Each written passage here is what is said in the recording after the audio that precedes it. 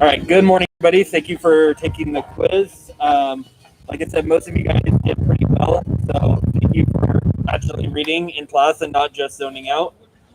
Didn't seem like I had too many people who bombed, but if you got less than a 12 after class today, I'm going to give you guys an extra opportunity to make it up. So if you got a 12 or lower, you can make it up because I'm not testing your memory. I just want to make sure you guys know what's going on in the story. So as long as you go back, fix your mistakes, you'll get a better grade, or at least I'll keep the higher of the two grades. I mean, I would hope you don't score lower than your other one. Anyways, so today we're going to talk about chapter 1. We're going to talk about some of the characters that we've met, some of the imagery that kind of happened in it. Did I explain to you guys what creepers were? I forgot. Oh, they're like the vines, like the. Yes. Okay. Cool. I'm just making sure that you guys got that part. So, and then for the scar, just imagine that the grass here is the island. So you have all the vegetation. So when the plane crashed, it basically did that. It created a scar and like actually like crashed into like all the plants and stuff. Always a plane every time.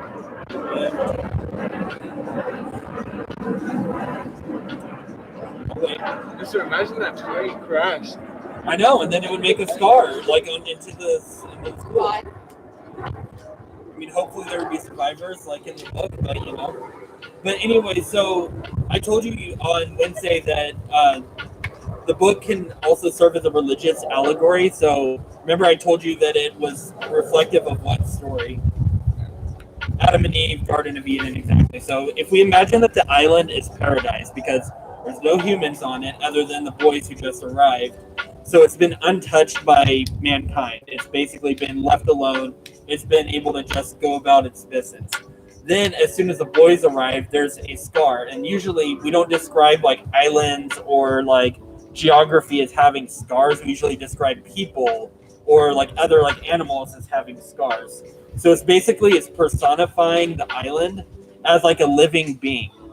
And so when we talk about like, so we've basically, with the arrival of the boys, we've basically made nature impure. We've kind of like messed up already, because if you think about, if you're familiar with the Garden of Eden, Adam and Eve were not the first things created. They were one of the later things created. Animals, plants, and all that were created first. Then mankind was put in there. So just like in this, the island, the animals, they already existed, but then we place the people in there and have already screwed everything up as humans tend to do. So that's one thing that you could say that he's kind of trying to make the argument that mankind is like, we could screw up a good thing, you know? Hello. Thank you.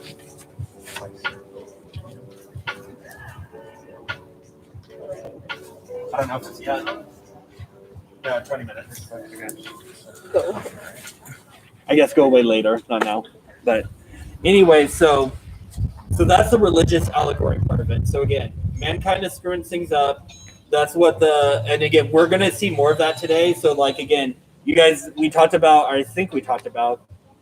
with one of my classes, that the idea of the serpent. So the serpent is the thing that tricks Adam and Eve into eating the apple, the forbidden fruit, the fruit of knowledge. So there's going to be a serpent mentioned, and so I just want you guys to kind of keep it in the back of your mind as we're reading it today, and as we go forward, that's going to be just feeding more into that religious allegory. But now I want to kind of switch into the politics side of it. So Jack and Ralph are the two like kind of head people, like butting heads for leadership on the island. Who got the leadership position though? Ralph. Ralph. How did he get it? Got that wrong. You had the conch. Well, he had the conch, so that's probably partially why they did what? They voted for him. Yeah, so he was elected. So, but yes, they probably did vote for him, like I said in the book, because he had the conch. So, him being elected, what kind of government is it where you elect officials into power? Democracy. Yes, a democracy, exactly. So he is representative, again, if this is a political allegory, Jack is going to represent democratic countries. So he is going to be a symbol for all democratic countries. Jack, on the other hand, he is going to be representative of a different type of government. So on page 23, at the top of it, if you guys can go ahead and turn to page 23. And yeah, you guys are going to need your books. You don't need your iPads anymore. You just need your books for the rest of the class. So page 23. Yep.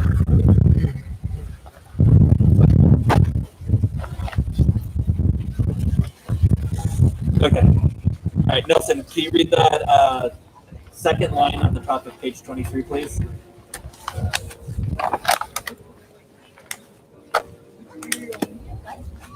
What's that? Yes, that one. Page 23 at the top.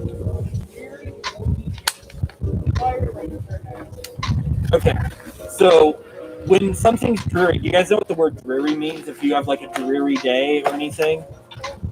Okay, so if I said that, oh, it's kind of a dreary day out today, it'd be like overcast, gray, no sun, just kind of blah. So if anything's dreary, like the best way to describe it would be blah or meh, you know?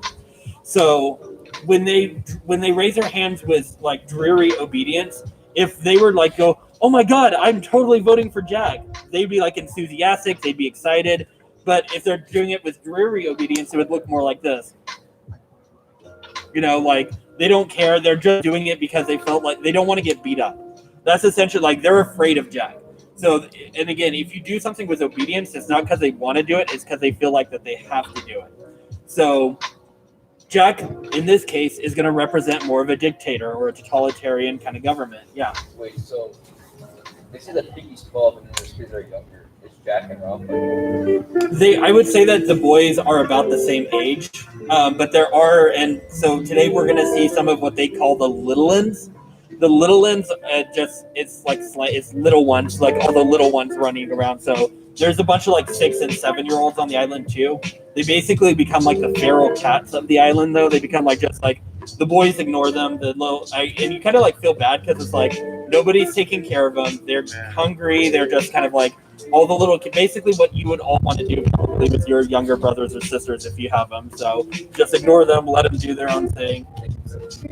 Yeah, exactly. And that's basically they just leave them to fend for themselves, which actually going to have a really bad consequence in this chapter too. But so the other thing that I wanted to talk about was Piggy. Piggy is probably the smartest kid on the island, and we're going to see that in this chapter. He is kind of the voice of reason of the island.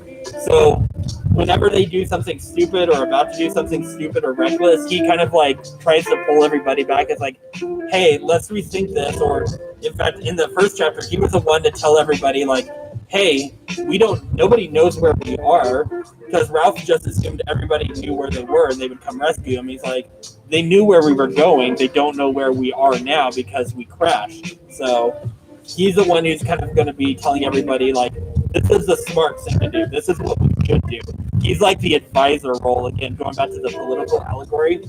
He's like going to be like the puppet master who controls Ralph and tells Ralph like what needs to be done. Ralph is just like the face. He's a charismatic leader everybody likes, even though he doesn't necessarily have all the ideas. Piggy will be the idea man. And just so you guys know, Piggy will forever be Piggy. He is never going to be named. So Piggy will just, that's who he is, okay? So he doesn't get a name. But what I was going to say is the thing that's interesting about him being the most intelligent character, he probably is the lowest class out of all the boys. And the way we could tell that is, for one, he doesn't have his parents, which I know sounds like a terrible thing to say, that if you don't have your parents that you're like in a different class. And by today's standards, I would say that that's not necessarily true, or most people wouldn't consider that, just because people have a lot more different types of families. Like I have a blended family. A lot of people have blended families and stuff. Sorry, I'm so annoyed by that. It's okay. He can be kind of annoying. I get it. I have no idea what you were doing, but okay. But anyways, maybe that's my train of thought. You got some abuse in that. Yeah, it's fine. It's fine. That's an abusive little kid. Yeah, right. But anyways, the fact that he doesn't have parents, though, like again, would have made him lower class 70 years ago in England. Like that's just, unfortunately, it's crappy. It's just the way it is, though. And then as far as the way he talks, he doesn't always speak with proper English. He like kind of has like weird phrases. Like he would say, yeah. I'm gonna go a little further because Yeshua distracted me, but yeah. But anyway, so he basically he would say like them fruit a bunch, and he wasn't talking about actual fruit. It was just like a phrase. I don't know exactly what it means. I've tried looking it up when it like he says them fruit, but it was like he was tired or like over like hot or something like that. But it was him using slang, and it just showed that again he was probably a lower class person, but he uses his intelligence to kind of like climb the ranks to try to make himself as equal as possible with the rest of the boys who probably had more privilege than him. Okay, so I'm gonna go ahead and I'm gonna stop the conversation there. The only thing that I wanted to talk about before I read it is what we're going to be doing with chapter 2 after we're done. So after we're done with chapter 2, let me get to...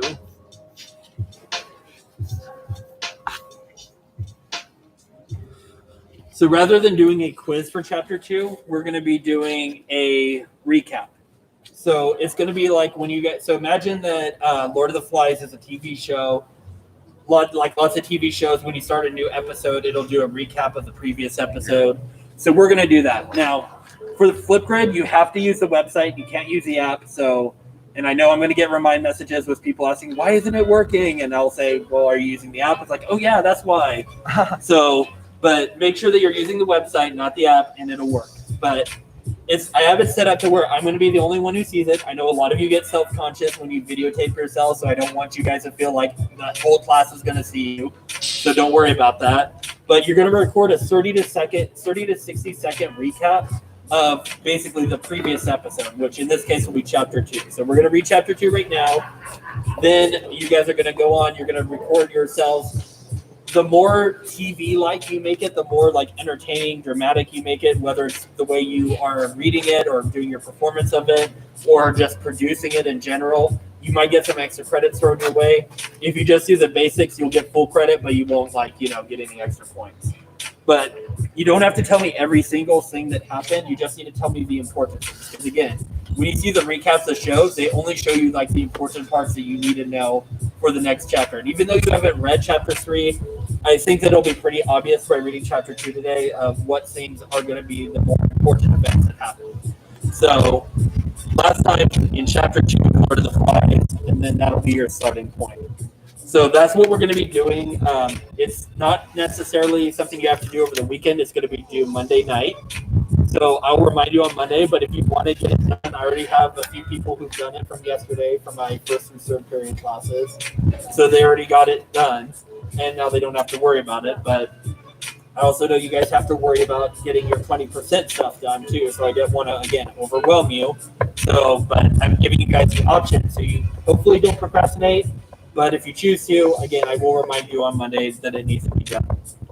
So are there any questions about that assignment or anything like that?